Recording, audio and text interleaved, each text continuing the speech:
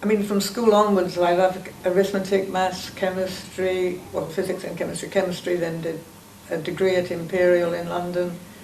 I spent 10 years in the mining industry in mineral exploration, and I was in Australia when I then changed to doing what is in Australia now a 4-year degree level course in the natural therapies as a naturopath in the 1970s. And I've been in private practice ever since. Fantastic. And so, yeah, just a little bit about the scientific side of what you've been looking at, what your latest passion was. I know we covered it in the talk, as I said, but just a quick... Right, well, very specifically what I spoke about in the biochemistry is looking at the biochemistry of what goes on in cancer and the ways in which you can detect cancer within arguably 6 weeks of the formation of the first signs of a cancer test in the cancer process, as opposed to when you eventually develop a tumour. And because so many doubters will say, oh, that's all unproven and it's nonsense, I wrote a thesis recently on that, or not, last year, on the whole in-depth biochemistry behind what we do, so that it's actually out there as a proven, evidenced set of tests, 2 panels of tests. Okay, brilliant. So is there, you said there is currently a positive solution to those who are concerned about their health and want to have a check, that there are these positive solutions. So is it that it's just not widely recognised? Is that what you're saying? Well, in a nutshell, cancer is a process, eventually leads to a tumour. Waiting for a tumour is too late to diagnose it. It's a 93% or more lifestyle-related disease, so we've got that immense part of correct it if we find out right at the beginning what's happening. With the first panel of tests that I proposed, and which more or less exists, well, the tests do exist at the moment in slightly different structure, you can actually pick it up, and maybe it's 14 years before the person gets diagnosed. But if they pick it up and change their lifestyle and make corrections and then test it, they can get ahead and may never. And I think if it was done a lot more often, you could save immense money in the health budget, because people needn't go on and get the full-blown tumour. So yeah, from a financial aspect, what would you say are the benefits of that? I mean, is it cost? You know, chemotherapy is immensely expensive, radiation the same, and surgery the same. Hugely expensive. It's, what is it, £150,000 or something is the average for treating somebody with cancer in the medical field. It seems more in the naturopathic, natural research therapy field that I work in, because you pay for it yourself. But in fact, it can be, you know, just a few thousands or less, depending on how severe and how thoroughly you go into it. But the whole point is getting the very early detection, and then you can do something about it. Yeah. And it's not, none of it's toxic. It is all without adverse side effects. All the side effects are good. You feel generally better, more energy, you know, and that's all to the good. Mm. I mean, how would you come at this more from a scientific perspective? But you also say you've had a experience in the naturopath field, yeah. But you see, the naturopathic natural remedy field still has a scientific basis. There are chemicals in herbs for the medical herbalists, of which I'm one, but I operate much more at the biochemical, nutritional, metabolic level. There's biochemical basis for all the nutritional and the supplements that we use. It's all there. It's not sort of, I believe in comfrey or chamomile or something, we take it. And even if that's what it was, there's still a biochemical basis for how it's working. So almost like the science of the natural alternatives and things like that. Would you say that's not something that the public are aware of, or is it changing? What's your... In Australia, when I was in practice for nearly 30 years, the public was well aware of it. It was very common for people to come into the practice. They'd come into the area I worked and say, we want to know where to bring our kids when they got sick, so it's nice to meet you. In England, when I came back here, the book I'd written was on fatigue, and I had my phone number in it, so everybody that knew of the book and had fatigue, and then said, oh, do you treat other things too? It's very different in England, but it's growing. And it's growing, and it has to grow. Do you want to tell us a little bit about some of the books you wrote, and maybe why you felt you wrote those? Or Oh gosh. Well, the first one, Living with Allergies, I was persuaded to write, and then I just kept being asked to write books after that. About half of them are on physical problems, in the sense of there's a liver detox plan, a herbal detox plan, a book on candida, and so forth. Culminating, I'm writing 4 on cancer at the moment, cancer quartet, so vital signs for cancer prevention or very, very early treatment. Was the first one. Cancer concerns is more for people who've got cancer and want to start figuring out how to make a foundation for where they go. The next one will be on how to make the corrections that could help normalize the errors that are shown up in the second test panel that I discussed in the talk. And the 4th one is still to come. Then there's also the thesis I wrote on these 2 test panels. But the other half of the books I've written are on psychotherapy, on loneliness, on depression, on stress management, and the 4 temperaments, and things of a different nature. Okay. So you've got quite a wide sort of spectrum there. If I just wanted to maybe go back into some of the things that you were presenting about the test, maybe, and just cover that, because that seems to be a solution. Because you hear a lot of problem, but it's really nice when we hear about a solution. I mean, just quickly, how difficult is that to get done? What is involved? It's simple to get done. The first test panel, which will pick cancer up really early, it's a question of getting a blood sample drawn, centrifuge down, and pipetting off the serum, and different pathology labs can do that for you. Putting that in one of the in a little red tube and a little yellow tube, you get a urine sample, and it's posted to American Metabolic Laboratories in Florida. If they get it, because there's no red blood cells in the sample, there mustn't be, if they get it within 14 days, their tests show that there's little drop-off or change. So it's very simple. If they get it by Wednesday morning, I get the result emailed by Friday night, always. The second test panel is also straightforward. It's a lot of different tests that will tell you about the nature of your cancer cells, whether they're willing to commit suicide often enough or not, whether you've got the protective P53 protein or not, whether you're making too many new blood vessels or not, which obviously helps structure, instead of just taking all sorts of things that you're told will help for cancer. You say, well, you don't need to take that, but you do need to, work with it if you want to restore homeostasis and get your body back to the way it would function. That can be done on finger prick blood. You need a sort of hot water and shake your hand out, because you need out just about a mil or so. And then we simply post that to the laboratory overnight, and they do the test. It takes a bit longer to get the result because it's more complicated test.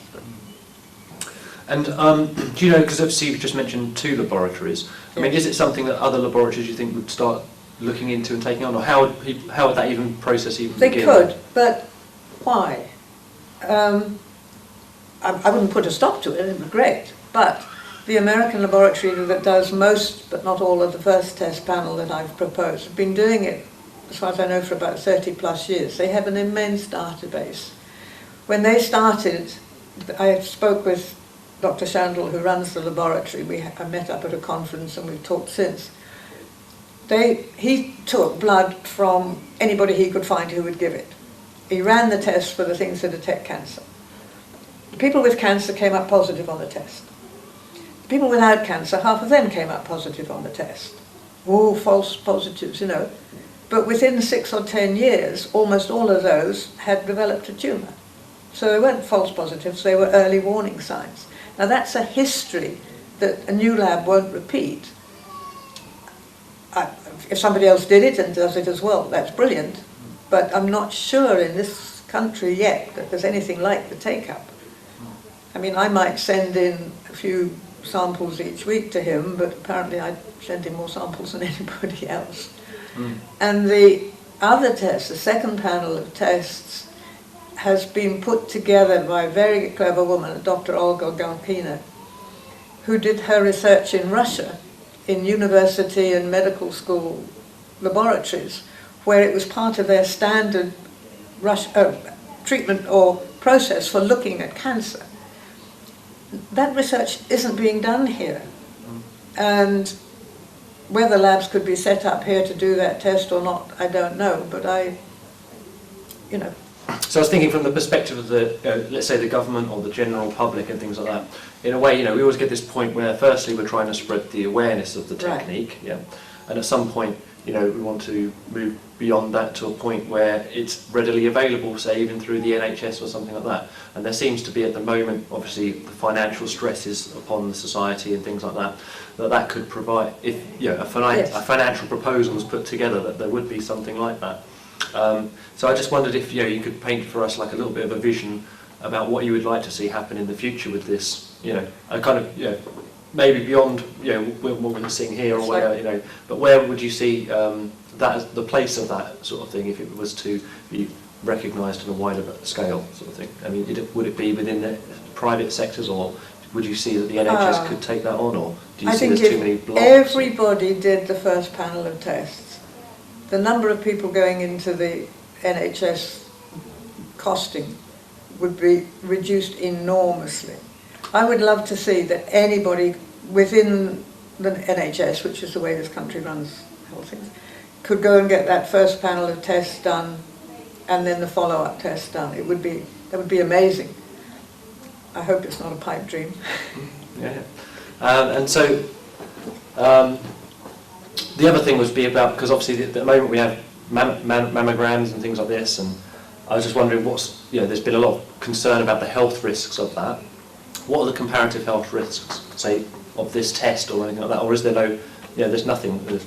What's the risk? They're taking blood samples. As long as the phlebotomy lab takes the proper blood sample, no risk. Yeah. So that's you might risk getting really healthy. Yeah, absolutely. But this is it, and I don't think anybody should, on the basis of any of these tests, instigate the very major, risky, toxic, if whatever words you like to use to describe it, surgery, chemotherapy and radiation.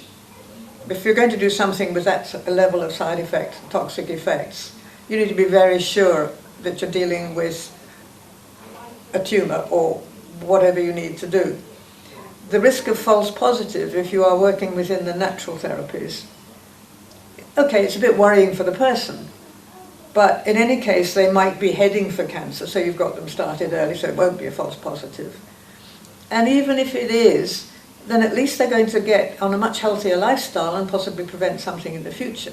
The risk of a false negative is serious, because if you miss it and you don't start doing something until much later, that's a risk. There was a very bad case reported, I mentioned it in the talk, of a false positive in a medical setting where there was actually a toxin, something that shouldn't have been there, and they went straight in and did surgery with dreadful results, chemo and radiation. But if they'd gone in with the natural remedies and got the results done, they'd have had 6 healthier people in their hand.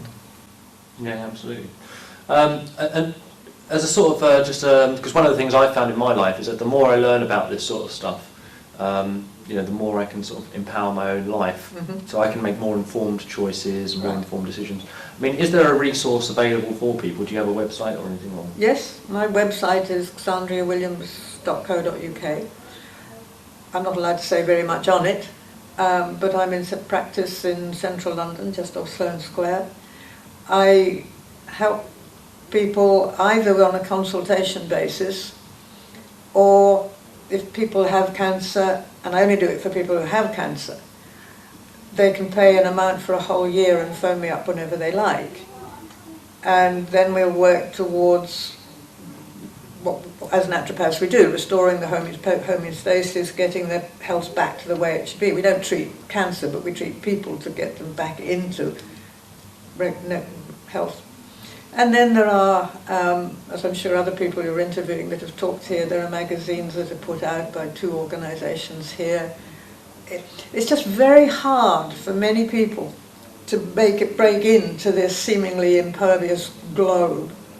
Once they do, then A leads to B and C, and they can find all sorts of people. The sad thing is that because no one's allowed to say they can even help support somebody with cancer, pretty much, I mean, there's problems.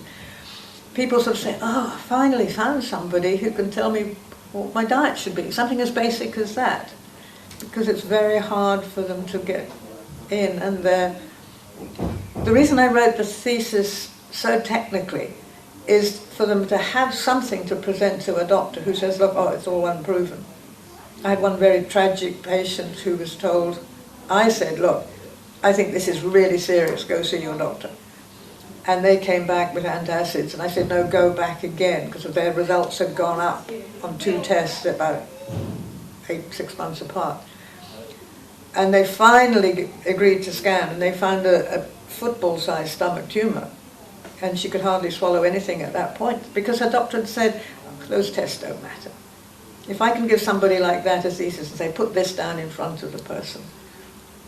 We've just got to get information out as best we can, and for me, writing books is one way of doing it, and articles in magazines. Okay. Is there anything else you wanted to add, or anything else that we feel we haven't covered between this and the talk? I think you did very well. Yeah. I hope you think I did very well. I didn't know what your sign meant. He was sort of You're doing right, yeah, that. But fantastic stuff, and we'll try and, I think if we piece that together with the talk, we'll actually create something a little bit more high profile. And I didn't treat cancer. Yeah, we don't treat cancer, we treat human beings. I've put that on all the overheads now. I've got that on the bottom. Snuck your thing, and I'll put it on all my stuff. I think it's wonderful. You can say you treat cancer by saying that. Don't treat people. Treat people, don't treat cancer. It's going to be the footer on all my. I think it could be the national slogan. I think so. And so because there's obviously Robert Burkirk, the Alliance for Natural Health, is fighting. Right, he's to be supported. In Australia, for about 10 years, selenium was a banned supplement. It's dangerous for health. Can you believe it? Then it came back. So actually, if we want to maintain our health freedom, it's up for everyone to. We've got to get more well-known and more popular and wanted faster than the pressures are coming on us to keep us down. I can't quite imagine a Big Brother world where I'm not allowed to write books anymore. But if you can't get what you need, then you've got to work other ways of getting people healthy, but they can sort of chop off all the... And what about, because a lot of it might even revert to getting into sort of growing your own herb gardens and things like this. And then they tell you they're not allowed to grow it. It's a noxious weed and has to be reported. This can happen. Big Brother can happen. Yeah. Raspberry's noxious weed in Australia. Really? Without a decent winter, the runners go underground and come up everywhere, all over the lawns, everywhere, and you're encouraged, not quite a noxious weed, but you're encouraged to not have it growing in a way you can't completely contain it.